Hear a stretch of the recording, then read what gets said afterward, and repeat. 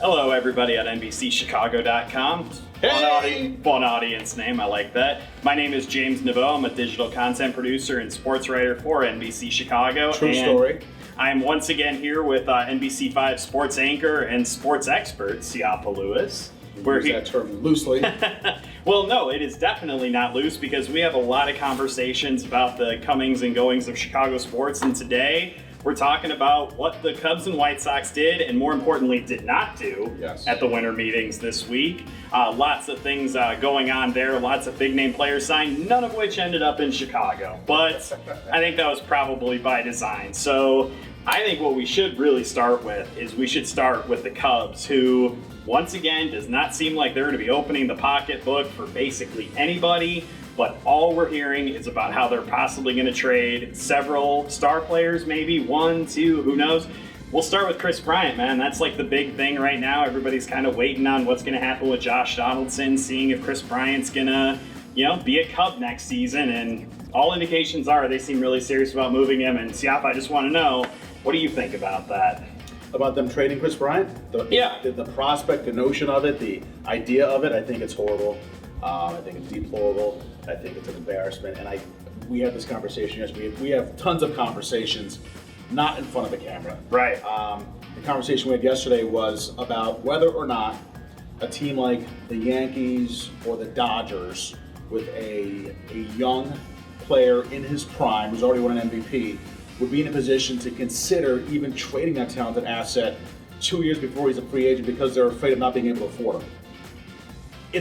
It's astounding, it's absurd that in the third largest market in America, a team that has the revenue stream and the support that the Cubs have, that they would be in a position to have to get rid of their best player because they're afraid of not being able to afford them. Think about that. It makes my mind. The new blown up head emoji, the emoji icons or whatever. That's how I feel about that entire notion. Well, to me, How do you feel? the thing that I keep coming back to is what kind of trade offer are you going to receive for him, and how many teams are realistically interested in a Kris Bryant? And there's two teams that we keep hearing about, and it's Atlanta and Washington, and to a lesser extent Philadelphia, all seem to have expressed interest in Kris Bryant. And if your pool is really going to be that shallow, if Josh Donaldson's going to theoretically remove one of those teams, what kind of offer are you going to get for Kris Bryant? I know he's obviously a really strong player, projected out to probably have 9 or 10 wins above replacement over the next 2 years combined. But still, I think that for 1 year. Oh, that would be a record. We won't talk about that. But I just think I find it very interesting that the Cubs have kind of painted themselves into this corner where Theo Epstein has said the status quo is not good enough anymore, but then they can't go out and they can't sign anybody until they make a trade. Right. What ends up happening there is you kind of are going to get potentially railroaded by teams giving you subpar offers, and I'm wondering if the Cubs have put themselves in a position where they have to trade one of these guys. They may not have the option to keep them if the offers aren't good enough. A no-win situation, if you will. And the other guys you're talking about, of course, catcher Wilson Contreras, who has a lot of value because of the position he plays and how young he is, the control, and his production. And how thin the free agent market is, especially now that several of the catchers like Darno and the White Sox have brought in Grandal. The market is really thin now, and so they could potentially command a really good price for him. But again, who replaces him on the Cubs? That's the big question, too. I read a report that the Cubs are looking for two arms and a bat for Kris Bryant, right? Yeah. Which is kind of arbitrary anyway, because what does that even mean? So any obviously it's not any two arms. Right. They're going to want the best arm in that other team's farm system, another plus player, and then I don't know if they want a major league ready bat, a bat that's just on the cusp. I don't know what that means necessarily. Right. But are you just even the fact that information is leaked out, does that mean you don't want 2 and 2? Right. You don't want 3? Like, why that information it's 2 and leaked 1. out? Exactly right. Unless it's leaked out by a team that's been talking to the Cubs to try and paint them into the corner even worse. But the entire idea of it is just mind-boggling. Yeah.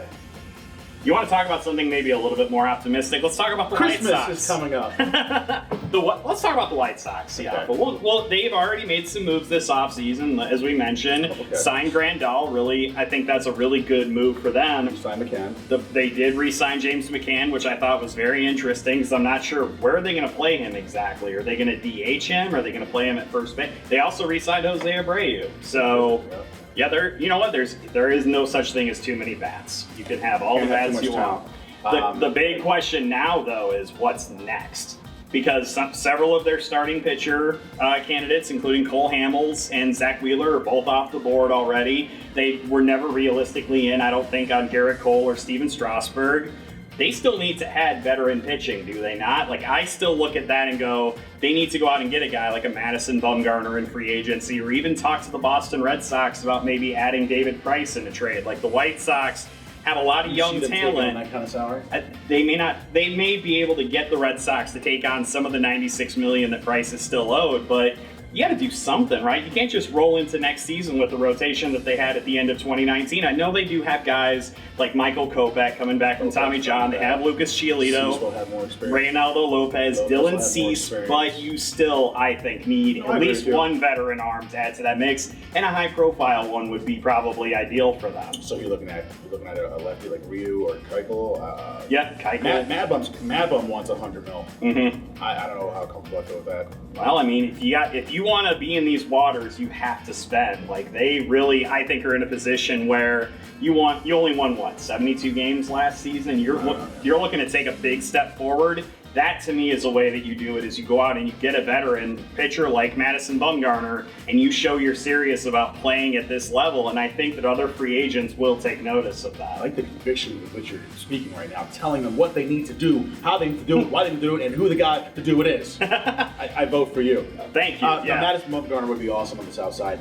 They're going to get there's going to be some competition for that, though. Yeah, of course, yeah. Well, I mean, the free agent pool is already drying up so much. Yeah, right. And that's where the desperation starts to set in, and then you really overpay for somebody. Well, that's why they jumped the market on Yasmani Grandal, I think. They wanted to make sure they didn't end up getting outbid for him. They gave him a good amount of money, but they went out and they got that deal done immediately, which was a really smart move. I'm not questioning the move, but if I had to choose, I'd rather have Mad Bum and McCann than Grandal, McCann, and Pitcher X. See, that to me, for the White Sox, they shouldn't have to make that decision. I think they for right now, with the prospects that you have with your Moncadas and your Andersons, those contracts are cheap enough that you need to be involved in free agency right now before you start having to sign those guys to big arbitration deals or big extensions. Unless, of course, they pull a Cubs, and 3 years from now we're talking about trading Moncada and Anderson and Madrigal and Robert. You just made all White Sox fans like really sad. But that's literally how insane what the Cubs are talking about is. Because if we had this conversation in 2015 or 2016, I told you that 3 years from now they'd be looking to trade one of these guys, you'd call me crazy. Yeah. Well, it just shows you how chaotic and unpredictable baseball can be. Just because a player has had success in 1 year does not mean that success will necessarily carry forward, as we've seen with several Cubs players, including Addison Russell and Albert Almora. He hasn't been as successful as 2016, but he's still been very, That's still very really, successful. it is a high bar to clear. His versatility and his power are both still really good. He's definitely still worth a lot on the trade market. And we're not talking about the players performing or not. We're talking about the organization making a decision to move on from said player for financial reasons. Do you have any bold predictions on what we're going to see in the coming weeks from the Cubs and White Sox? I am too old and too smart to do anything of the sort, to put myself out on a limb like that. I have no idea what's going to happen. That's kind of the beauty of what I do.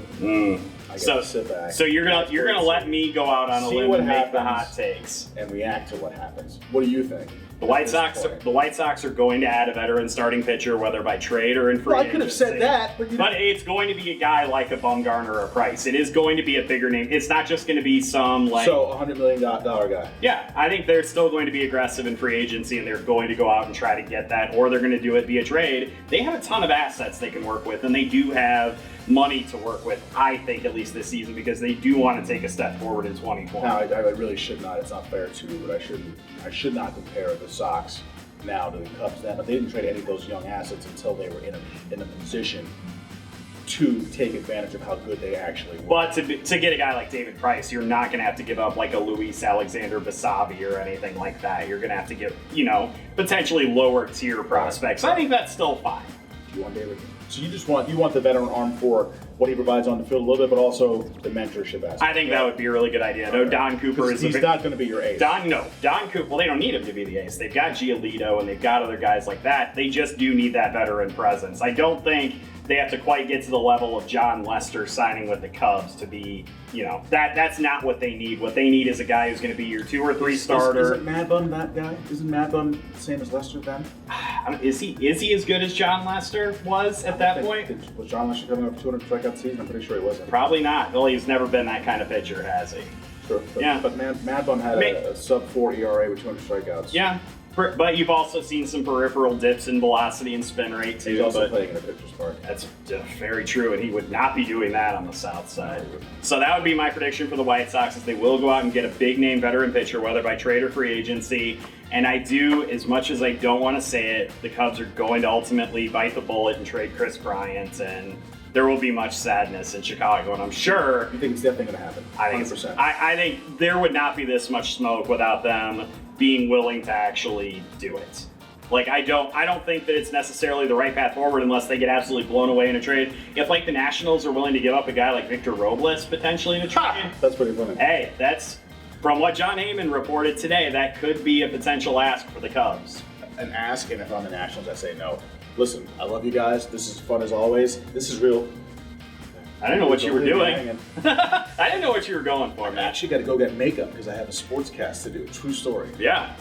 He has to go do TV things. Once again, Siafa Lewis, thank you very much for sitting down with the NBC digital team, and we'll see what they end up doing, man. It's going to be interesting. And whatever happens, we'll be back here to talk about it. Yes, you can come to NBCChicago.com, our Chicago baseball page, anytime you need any updates, or tune in to see this guy on the 5, 6, and 10 o'clock news on weeknights, or Sports Sunday on Sundays. It's good. You'll want to watch it. Thing, depending upon when we see you again, if we don't see you before the holidays, have a very happy holiday. That's so sentimental. Merry Christmas and happy holidays, everyone.